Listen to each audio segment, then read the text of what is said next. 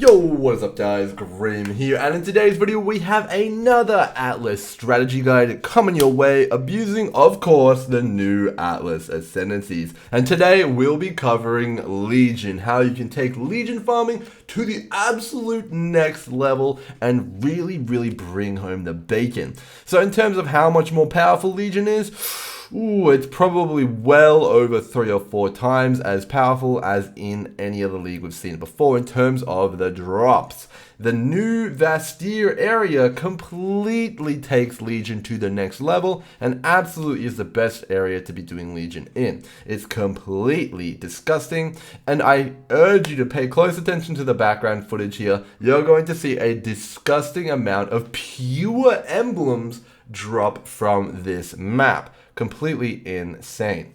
So, without further ado, let's get into the strategy. What are you going to need? Well, starters, you're going to need a character that can break out a full Legion in red tier maps. Legion scale with tiers, so you're going to want to do them in red tier maps because that's going to give you the maximum amount of rewards, and why would you want any less? So, red tier maps, Legions, you're going to need a character for it. There's plenty of characters that can do this. You know, I don't know them all, but I'm sure you can look up a few guides for it, and it'll be really good for you. So, next up, you're going to need Zana to have Legion on the map device. You can acquire this by getting a certain amount of map completion, and you can track that by checking your map device and seeing how many maps you have left to go. So that's going to be a really good one for you guys, and you can get that on there, and you can then guarantee Legion on every single map you run. And with the amount of juice that you're getting from these Legions, you're never going to lose money ever again. So they're completely ridiculous. So very good indeed.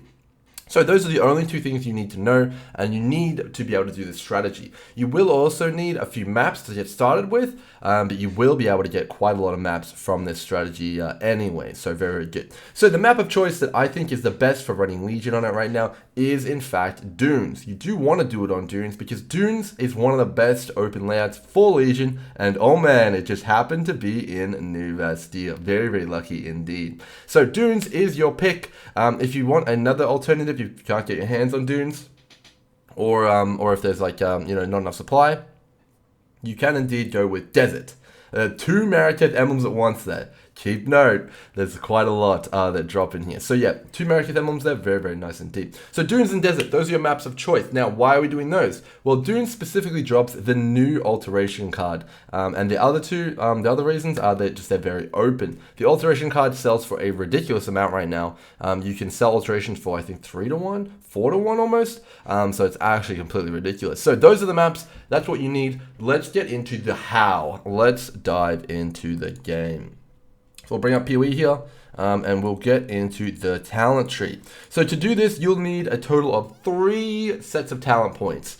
You'll need 2 here, 2 here, 2 here. So that's 3 goes through the Maven's Crucible, and then you'll be eligible to do this strategy. So the first node, which is most important, is high value targets. This is arguably one of the most powerful nodes on the whole entire Atlas tree, right behind the Harbinger node, which gives 10 Harbingers. So high value targets adds 3 additional sergeants. They're basically rare monsters, and it makes it so all Legion sergeants always have a reward. So generally you get probably about 4 or 5 rewards, maybe a few more, maybe a few less in a Legion. Now this makes it so every rare in the Legion has a reward, and you're going to end up with like 20 plus rewards per Legion, if not more than that. You could see that in that video, and it's basically going to make each Legion like 4 times as more value. So you know how you used to get tons of exalts from Legion? 4 times it, just straight up 4x it. That's how much juice you're getting from Legions now. High value targets is completely ridiculous, and it's actually just so much money it makes my head hurt. Very good indeed.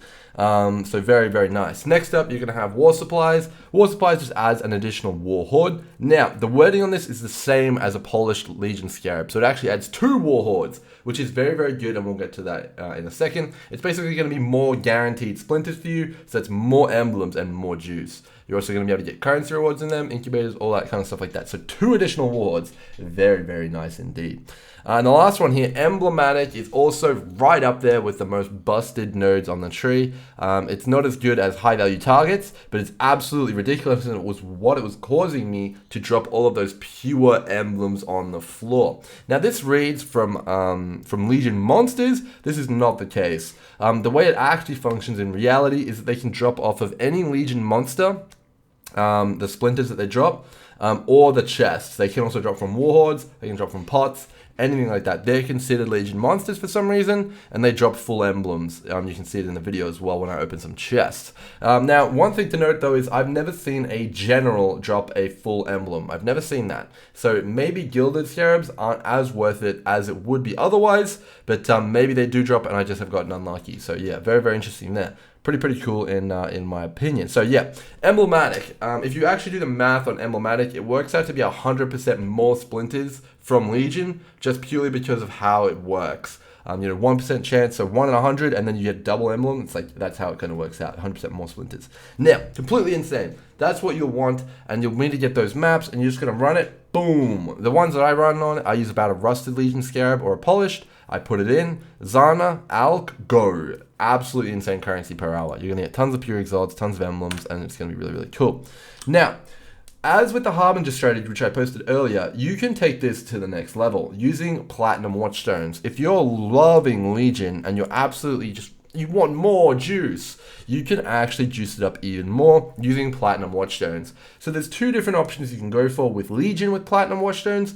There is emblematic, like you can also roll emblematic on Platinum Watchstones, or you can also go with influencing the outcome of which war kind of council will be in there. So you can say, for example, 100% chance, 100% increased chance at getting Mariketh, which will double the chance that it's going to be Mariketh over the others. You could do Templar, you could do 4 Mariketh, so it's 400% chance to get Mariketh instead of 100, which is basically going to make Mariketh every time.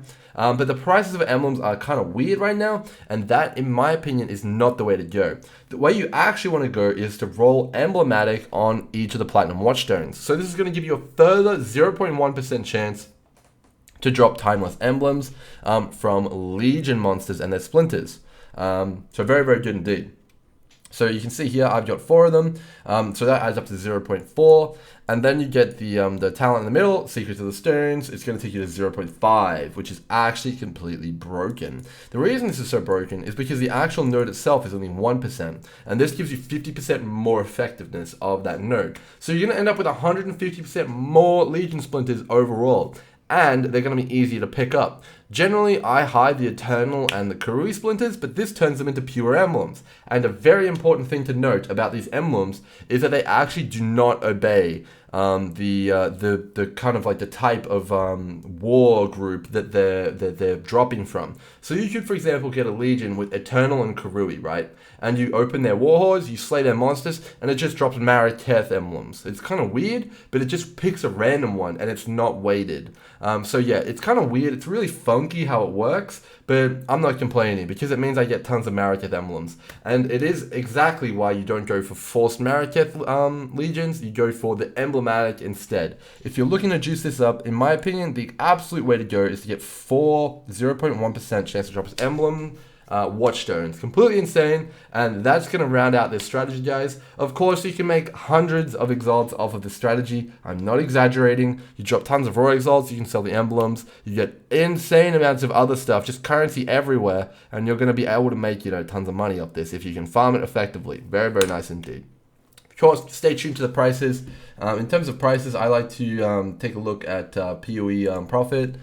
Because it does kind of give you a bit of a watermark to kind of gauge how good the scarabs are and all that stuff like that. Right now you can see that both of the scarabs are in the negative. That's because of people abusing this strategy. If they go too far in the negative, you may want to reassess whether it's worth doing. But right now, I think it's still very worth doing, given you drop so many emblems in those maps. And people right now are absolutely making a killing in 5-way legions, so they're going to be buying them for a long time. If you're worried about if they'll go down, just make sure you keep an eye on how profitable this is. If this goes down in price too much, maybe you want to ease up a little bit on the strat. But other than that, completely ridiculous. And with all that said, I'll see you guys in the next one. Cheers.